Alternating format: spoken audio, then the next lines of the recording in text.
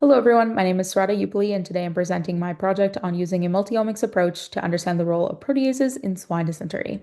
Swine dysentery is a severe intestinal disease in pigs, primarily caused by the bacterium Brachyspira hyodysentery, or B-hyo. And this is a gram-negative spirochete bacterium that infects the colon, causing mucohemorrhagic colitis, bloody mucoid diarrhea, accompanied by weight loss, lethargy, and dehydration. It's a major problem for the swine industry with up to a 90% fatality rate in herds. My research focuses on the role of proteases, which are enzymes that break down proteins. These enzymes are crucial for the host immune response, and they're involved in activating immune cells, controlling inflammation, and destroying foreign pathogens. This leads me to the question asking which proteases are involved in the host immune response, and how do they contribute to the mucohemorrhagic diarrhea that we see in swine dysentery? The study had two main aims: to characterize clinical pathology and colonic tissue damage in the piglet model of BHIO infection, as well as the molecular and metabolic drivers of colitis. This led to the hypothesis that increased protease activity in the host contributes to colitis observed in swine dysentery. We use an experimental swine dysentery model with a 28-day-old post-weaning piglets, divided into a sham group receiving an inert solution and a BHIO challenge group. Infection was established via oral bacterial inoculation for 3 consecutive days. We confirmed infection by tracking bacterial shedding in the feces using qPCR, and we collected colonic tissue for staining at the peak of infection, characterized by bloody diarrhea. The experiment had ended 20 days post inoculation. To analyze our data, we used a multi-omics bioinformatics workflow, combining two powerful approaches. Bulk RNA sequencing was used to explore transcriptional regulation by looking at gene expression.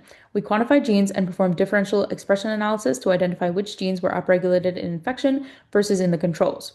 Proteomics allowed us to assess proteins with post-transcriptional modifications. We performed a similar analysis to find which proteins were upregulated in infection.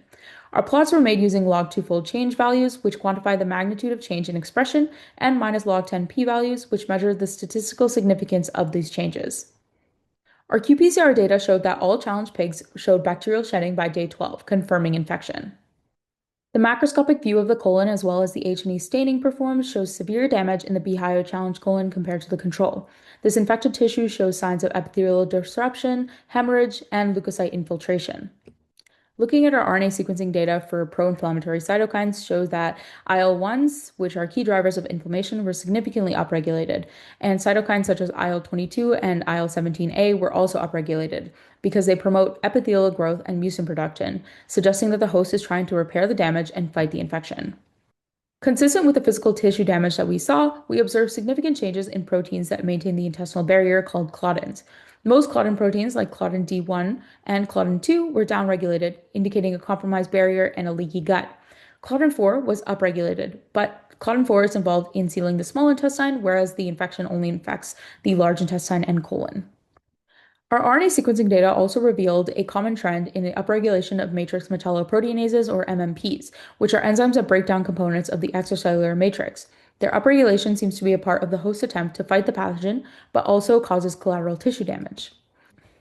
Looking deeper into MMP regulation, we found that several MMPs were upregulated, including MMP 8 and 9, released by neutrophils, MMP 7, produced by epithelial cells to fight bacterial invasion, MMP 12, secreted by macrophages, and MMP 1 and 13, which are responsible for breaking down collagen. Another class of proteinases, ADAMTSs, were downregulated, likely due to cellular stress since they're involved in normal function. Our analysis also revealed that serine protease pathways were significantly upregulated. This G-profiler plot highlights pathways related to defense response to stress, and response to bacteria. The small intersection sizes for these pathways, indicated by a smaller dot, shows that they're highly specific to the infection. This data confirms that serine-type peptidase and inhibitor pathways are key players in the host response to infection.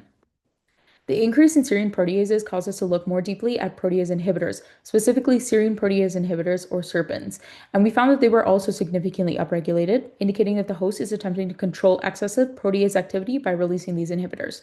This combined evidence shows a complex response involving both MMPs and serine proteases. In conclusion, both MMPs and serine proteases are highly active in infection, creating a significant proteolytic imbalance in the BHIO-infected colon.